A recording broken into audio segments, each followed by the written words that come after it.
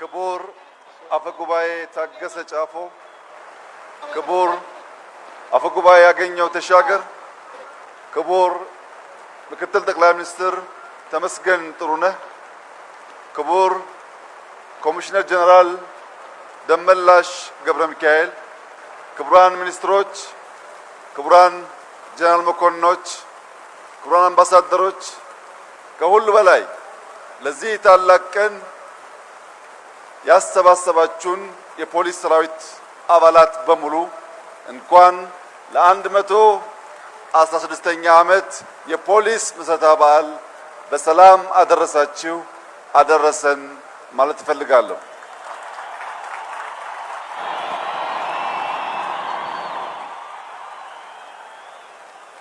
የፌዴራል ፖሊስ ዘመናዊ ወታደር መሆኑን ለማረጋገጥ ከሰማይ የቀረበልን ዝናብ በዝናብ እንደማንበገር፣ በፀሐይ እንደማንበገር፣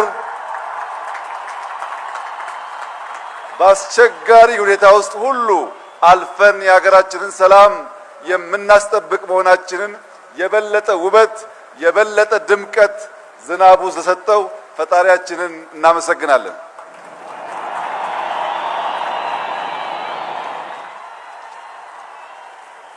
እጅግ የተከበራችሁ የፖሊስ ሰራዊት አባላት በሙሉ 116 ዓመት ማለት ለተቋም ቀላል ትርጉም የሚሰጠው አይደለም።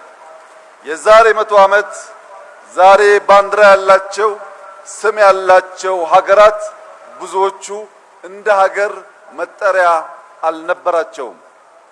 ይህንን ያክል ዓመት መቆየት የራስ የሆነ ጠቀሜታ ያለው ቢሆንም ቀጣይነት ያለው ሪፎርም፣ ቀጣይነት ያለው ስራ፣ ዘመን የሚዋጅ አቅም መገንባት ካልቻልን ግን ቁጥር ብቻውን በቂ ሊሆን አይችልም። በሀገራችን አንዳንድ ደካማ ሰዎች ይወልዱና በድሉ ይደግ ይላሉ። ተቋም በድሉ አያድግም። ተቋም በስራ ነው የሚያድገው። ተቋም በስልጠና ተቋም በቴክኖሎጂ ነው የሚያድገው። ባለፉት ጥቂት ዓመታት በኢትዮጵያ ተቋም ግንባታ ውስጥ በጥቅሉ የሰላም የደህንነት ጠባቂ ተቋማት ላይ የተሰራው ስራ አመርቂ ቢሆንም አሁን ዓለም ካለበት ሁኔታ አንጻር በቀጣይነት መሰልጠን፣ መታጠቅ፣ መዘጋጀት ከሁሉ ሰራዊት የሚጠበቅ በመሆኑ ዛሬ ባየነው አኩሪ ስራ ሳትዘናጉ በቀጣይነት አቅም መገንባትና ራሳችሁን ማሳደግ የወል ስራችሁ እንዲሆን በታላቅ ትህትና ላሳስባችሁ እወዳለሁ። እጅግ የተከበራችሁ የፖሊስ ሰራዊት አባላት ከናንተ የምንጠብቀው የኢትዮጵያን ብሔራዊ ጥቅም፣ የኢትዮጵያን ሰላም፣ የኢትዮጵያን አንድነት በቀጣይነት የማረጋገጥ ስራ ነው። እኛ 130 ሚሊዮን ገደማ የምንቆጠር ህዝቦች ነን።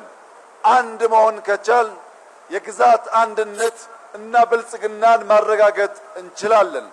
የጠላቶቻችን ፍላጎት እኛን መበተንና መለየት ነው። የኛ ዓላማ መሆን ያለበት ብሔራዊ ፍላጎቶቻችንን አንጥረን ማወቅ፣ ሰላማችንን መጠበቅ፣ ተባብረን መትጋት፣ ከወንድም ጎረቤት ህዝቦች ጋር በጋራ መስራት ሲሆን ከዚያ የሚያልፍ ነገር ደግሞ ካለ እንደ አባቶቻችን በአርበኝነት ስሜት የኢትዮጵያን አንድነትና ብሔራዊ ጥቅም ማስከበር የሁል ጊዜ ስራችን መሆኑን እንድታስታውሱ አደራ ማለት እፈልጋለሁ። ኢትዮጵያ ለዘላለም በልጆቿ ጥረት ታፍራና ተከብራ ትኖራለች። አንድነቷ ይጠበቃል፣ ሰላሟ ይጠበቃል፣ ብልጽግናዋ ይረጋገጣል። የኢትዮጵያን ሰላም አንድነት የማይሹ በተለመደው መንገድ በክንዳችን ይፈርሳሉ። እኛ ጸንተን እንኖራለን። አመሰግናለሁ።